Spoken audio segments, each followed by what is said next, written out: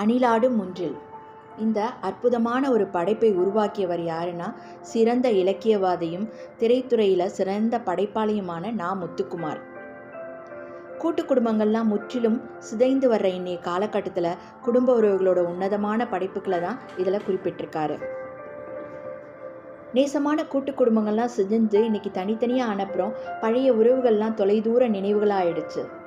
இப்படி அம்மா, அப்பா, அக்கா, அண்ணன், தம்பி, தங்கச்சி, அத்தை, சித்தி இப்படிப்பட்ட உறவுகளுக்காக நாம் பல நாட்கள் செலவிட்டிருக்கோம். அவங்களோட இழப்புகளுக்காகவும் நம்ம பல நாட்கள் செலவிட்டிருக்கோம். ஆனால் இன்றைக்கி சில மணி துளிகள் செலவிடக்கூட நேரம் இல்லாமல் எல்லாருமே தத்தளிச்சுட்டு பொருளாதார நெருக்கடியில் ஓடிக்கிட்டு இருக்கோம். பாலிய கால உறவுகளோட நினைவுகள்லாம் ரொம்ப ஆழமானது, அற்புதமானது. இவை என்னென்னைக்கும் நம்மளோட நினைவுகளில் இருக்கும். இவை மனிதரோடு மட்டும் இல்லாமல் அந்த இடம், நம்ம சுவைச்ச உணவு, மரம், பூ, தெருன்னுட்டு எல்லாமுமா சேர்ந்த நினைவுகளாகவே இருக்கும். இந்த அணிலாடு முன்றில் ஆனந்த விகடன் இதழில் மிகவும் வெற்றி பெற்ற ஒரு கட்டுரையாக வந்துச்சு. நா. முத்துக்குமார் தன்னோட இள வயசுலேயே தாயை இழந்தவர். இவர் தன்னோட முதல் அத்தியாயத்திலேயே தன் தாயை பற்றி தான் எழுதியிருக்காரு. இவருக்கும் அவரோட தாய்க்குமான உறவு வெறும் 5 வயது மட்டுமே நிலச்சி இருந்திருக்கு. அப்போது அவரோட ஏக்கமும் பரிதவிப்பும் இந்த கட்டுரையில் அழகாக குறிப்பிட்டிருக்காரு. அம்மானாக்கா ஒரு அம்மா தான். உன்னோட அம்மா என்னோட அம்மா அப்படின்ற பாகுபாடெல்லாம் இல்லை இல்லையா? அம்மா, நேற்று நீ மீண்டும் கனவுல வந்த. பனிமூட்டத்தை ஊடறுத்து பாயும் மஞ்சள் வெயில் போல முகம் எல்லாம் ஒளியாக இருந்த. கனவுல நீ நின்றுட்டு இருந்த இடம் நாம் முன்னாடி வசித்த கிராமத்து சிறு வீடு. அவள் முன்பு நான் சிறுவனா நின்றுட்டு இருந்தனா, வயசாகி நின்றுட்டு இருந்தனான்னு தெரியல. எப்படி இருந்து என்ன, அம்மாவோட கண்களுக்கு எல்லாருமே குழந்தை தான். இப்போல்லாம் அம்மா அடிக்கடி கனவுல வராங்க. வழக்கம் போல் இந்த கனவுலையும் அம்மா எதுவுமே பேசலை. ஒரே ஒரு ஒற்றை பூ போல ஒரு புன்னகை. அம்மாவை நோக்கி நான் நடந்து அவள் கைகளை பிடிச்சு எத்தனிக்கும் பொழுது கனவு கலைஞ்சு விழிச்சிட்டேன். உறக்கமே வரலை. செல்ஃபோன் தேடி மணி பார்த்தேன். அப்போ மணி 3:40. விடிவதற்கு நேரம் இருக்குது. பக்கத்தில் என்னோட மனைவியும் மகனும் உறங்கிட்டு இருக்காங்க. அம்மா என்னோட நினைவில் நுழைஞ்சபடி அலைக்கழிச்சிட்டே இருந்தாங்க. அம்மா, உன்னை முதல்ல நான் எப்போ சந்தித்தேன்? அறிமுகமாகி பேசி பழகி விடைபெற்ற பின்பு முகம் மறக்கிற ரயில் சிநேகமாக தான் நம்ம 2 பேரும் இருந்தோம். உனக்கு நானும், எனக்கு நீயும். உனக்கு நான் அறிமுகமாகறதுக்கு முன்பே எனக்கு நீ அறிமுகமாயிட்ட. உன்னோட முதல் தரிசனம் எனக்கு அக தரிசனம்தான். உனக்கு அது தெரியுமா?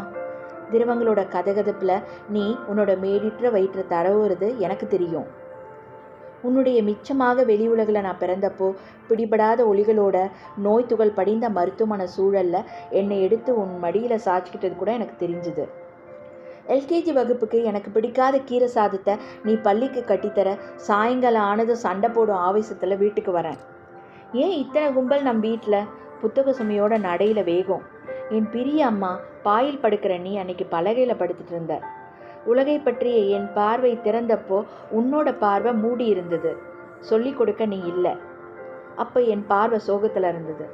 உன்னை உலுக்கி என்னை தூக்கியது யார், எவர் ஒன்றுமே புரியாமல் குரல்களுக்கு மத்தியில் குலுங்கி நானும் அவங்க கூட சேர்ந்து அழுதுட்டு இருந்தேன். பக்கத்து வீட்டு மாமி ஆறுதல் சொல்லி கரும்பு தின்ன தந்தாங்க. ஆனால் அம்மா, அதுக்கப்புறம் நான் தின்ற கரும்புகள் எல்லாம் கசந்து தான் போச்சு. நிலவை யாராவது முழுசாக பார்த்துருக்கீங்களா? சிவப்பையும் நீலத்தையும் குழைச்சி தகதகக்கும் தீபத்தோட தரிசனம் யாருக்காவது முழு நிறத்தோட கிடைச்சதிருக்கா? ஊருக்கு ஊர் நிறம் மாறும் தண்ணீரின் உண்மையான சுவைதான் என்ன? அம்மா, பிடிக்க வரும் சிறுவனோட கையில் வண்ணத்து பதித்து வழுக்கி சென்ற வண்ணத்து பூச்சியாக தான் உன்னோட என்னோட நாட்களும். உன்னோட ஜலதோஷம் நீங்கள் கஷாயத்துக்காக நான் தும்பப்பூ தேடியதும், தவளையை அடிக்காதடா உங்கள் அம்மாவுக்கு தலைவலிக்கும்னு யாரும் சொன்னதும் அது கேட்டு பயந்து நான் அடிக்காமல் நின்றதும், ஆலம் பழந்துன்னுட்டியே உனக்கு பைத்தியம்தான் பிடிக்க போகுதுன்னு எல்லாரும் பயமுறுத்த ஓடி வந்து உன் மடியில் பாதுகாப்பாக படுத்ததும், இவைதான் அம்மா அறியாத அந்த 5 வயதில் எனக்கான நீ வைத்து விட்டு போன கொஞ்சூண்டு நினைவுகள். அழுது புலம்பி நான் அலறிய ராத்திரியில் நிலா இருந்துச்சு, சோறும் இருந்துச்சு, ஊட்டதான் நீ இல்லை. கடைசியாக கூரையில் நீ தலைவாரி செருகிய சுருட்ட முடிய வச்சிருக்கேன். பத்திரமா கடைசியாக நீ உடுத்தி சுழற்றிய சேலை இப்போவும் இருக்கு என் மனசில் குளிர்போக்க. அம்மா, நீ நிரந்தரமானவள். உனக்கு அழிவில்லை. ஆகாயம் நீ. அதில் சுற்றி சுடரும் சூரியனும் நீ, சந்திரனும் நீ. நட்சத்திரங்களில் நின்று ஒளிரும் ஒளியும் நீ.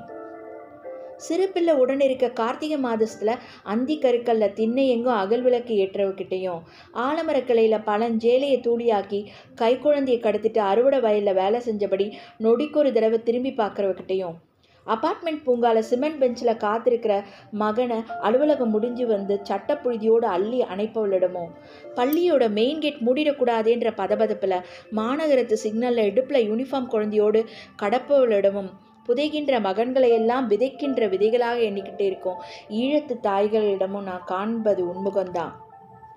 மார்க்சிம் கார்கியின் தாய் தொடங்கி மார்க்ஸ் வெஸ்லின் எலந்த்ரா வரை, பட்டினத்தார் மூட்டிய தீயில தொடங்கி புதுமை பித்தனின் சிற்றன்னை வரை கலையிலும் இலக்கியத்திலேயும் நான் காணும் தரிசனங்கள் உன் அகம்தான். நீ எப்படி இறக்க முடியும்? உன்னுள் கருவாகி உனக்குள் உருவான சின்னஞ்சிறு செடி நான்.